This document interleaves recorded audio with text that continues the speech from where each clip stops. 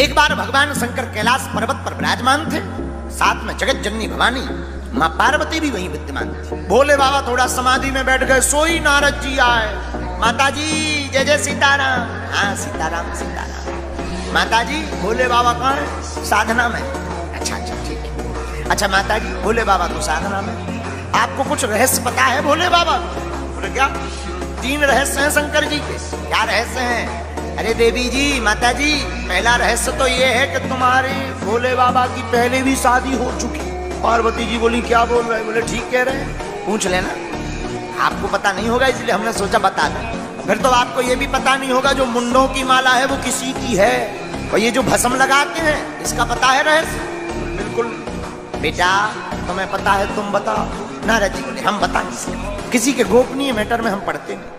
पार्वती माता जी बोली जय हो, आगी लगा के चल दो, तुमने बता रहे नहीं हो, आगी लगा दी, जय हो जय हो। नारद जी बोले अच्छा माता जी प्रणाम। पार्वती माता बोली ठीक है जाओ। गए नारद जी। अब भोले बाबा समाधि से जगे, सोई कहा देवी जी सीताराम। लेकिन माताओं की आदत तो होती है कोई बात दिमाग में बैठ जाए सोई घूमत रहा। भोले बाबा ने कहा देवी जी सीताराम। पार्वती जी बोली वही पहली बारी से करो। भोले बाबा समझ नहीं पाए ये क्या उल्टा सिस्टम है। अरे देवी जी क्या हो गया? शंकर जी तो समझ गए, कहीं नारद जी तो नहीं आए थे? धीरे से सिर हिलाओ हो आए तो थे। शंकर जी बोले कुशल है, बातों से काम चल रही बनना वे, जहां जाते हैं वहां तो आग ये लगा था। देवी जी ये कौन है, किसका नाम ले रही, किससे सीताराम करें? महाराज आज बाद में सीताराम होगी, हमने सुना है आपकी पहले भी शादी हो चुकी है, बताओ किससे हुई?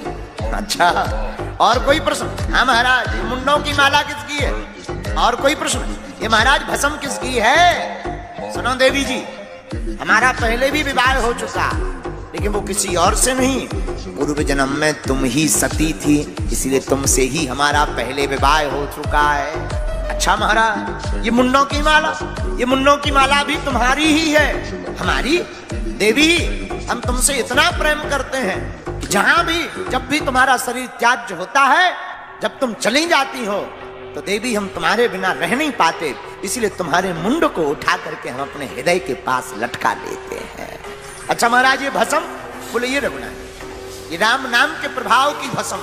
अच्छा महाराज शंकर जी भस्म क्यों लगाते हैं? एक बार एक मुर्दा जा रहा था, मुर्दा के पीछे बहुत से लोग गांव वाले, एक आदमी मर गया जिसका नाम था टिल्लू गुरु।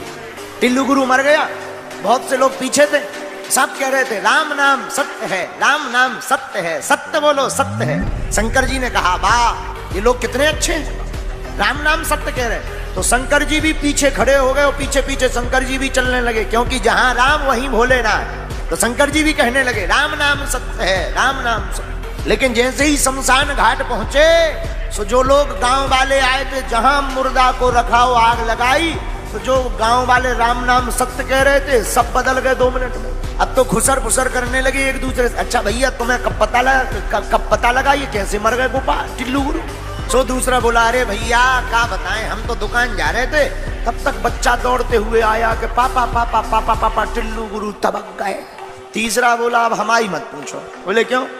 हम क्या बताएं, हम तो जा रहे थे बिजली को बिल भर भी, इन्हें आ जाइए मरने तो संडेहा ना मरते। शंकर जी बोले यार अभी कह रहे थे राम नाम सत्य है, अब कहीं दुकान याद आ गई, कहीं मकान याद आ गया, कहीं बिल याद आ गया, ये तो सब फर्जी है।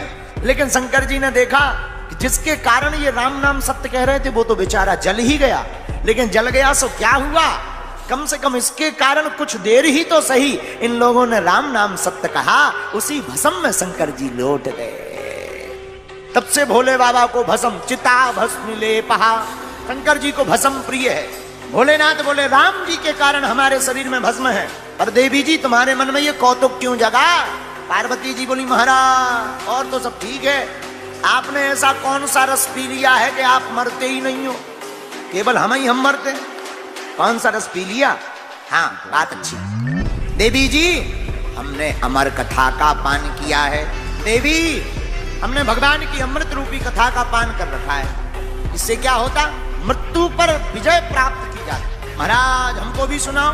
ठीक है देवी जी सावधान पूर्वक सुनना। जी महाराज भगवान ने माता पार्वती जी को सामने बैठाया और अमर कथा कहते हैं, भगवान की मंगलमयी कथा ही अमर कथा है। सुनाना प्रारंभ किया, डमरू को बजाया, सब कैलाश के पक्षी उड़ गए, लेकिन एक छोटा सा सुख का बच्चा, तोता का बच्चा उसी वृक्ष के ऊपर रहता था, छोटा था, नन्हा था।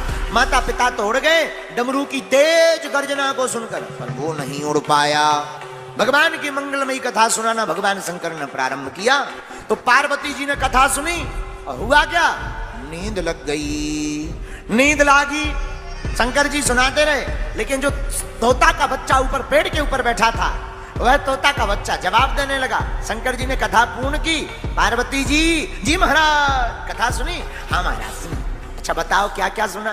तो जहां तक सुनी थी वहां तक तो पार्वती माता जी ने ठीक बताई, फिर बताऊं लगी जबलपुर पनागर। शंकर जी समझ गए साहब गड़बड़ है, देवी जी कहीं सो तो नहीं गई थी, तो धीरे से सिर हिला के तब थोड़ी सी नींद लग गई। लेकिन शंकर जी सोचने लगे भाई नींद लग गई थी, फिर हमारी कथा सुनी किसने, जवाब किसने दिया? ऊपर की तरफ देखा ध्यान करके, तोते का बच्चा। सोई शंकर जी ने त्रिशूल लिया मारने के लिए, तुमने हमारी कथा चोरी कर ली। अब वो कथा सुनकर इतना चेतन हो गया था सुख का बच्चा, भागने लगा। आगे आगे तोते का बच्चा, सुख का बच्चा, पीछे पीछे शंकर जी। रुक जा, नहीं रुका।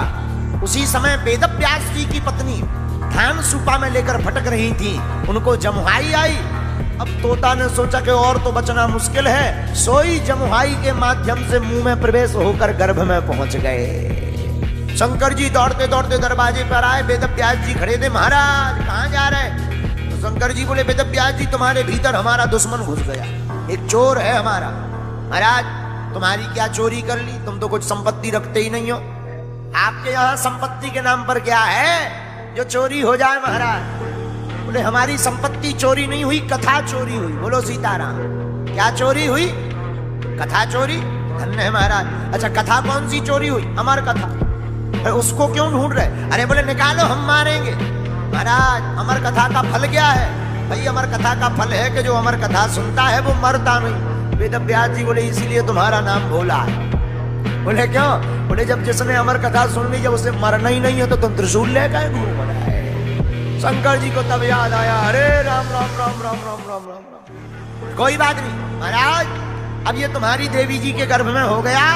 जाओ, तोता को संस्कृत में कहते हैं सुख, यही तुम्हारे घर पर बालक बनकर आएंगे और तुम्हारी भागवत का प्रचार करेंगे। वही सुख सुखदेव बनकर के प्रकट भय हैं और इन्होंने ही भागवत का प्रचार किया है। वीडियो अच्छी लगी हो तो वीडियो को लाइक करें और चैनल को सब्सक्राइब करके बेल नोटिफिकेशन को ऑल पर सेट करना ना भूलें।